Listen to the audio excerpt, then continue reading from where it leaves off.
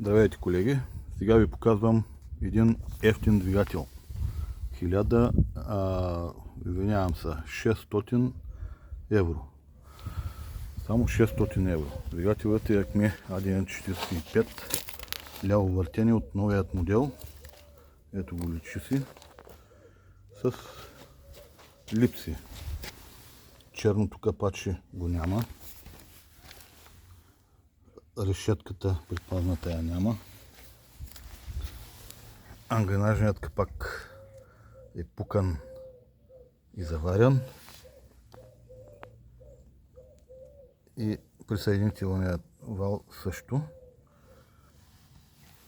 Като го гледате така, целият си в масло, което предполага, че си и за ремонт. Даже този задният лагер са клати. Така.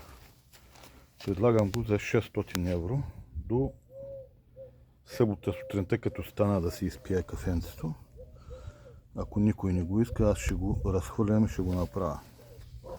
И така, показвам ви пак, ето го. Заварки по присъединителният фланец, заварки и по ангренажният капак. Така, решетка я няма. Двигателът, собственикът каза, че гори масло. Значи и за ремонт. Това лагер са клати. Това капачи няма. И предпазната решетка. Повтарям ви пак. Цената му е 600 евро. Който иска, може да си го направи. Това е двигател от новият модел. И важи до събота сутринта. Станали. Изпияли кафето. Никой не ли се обади, ще го разхвърлям и ще го направя този двигател. Благодаря за вниманието.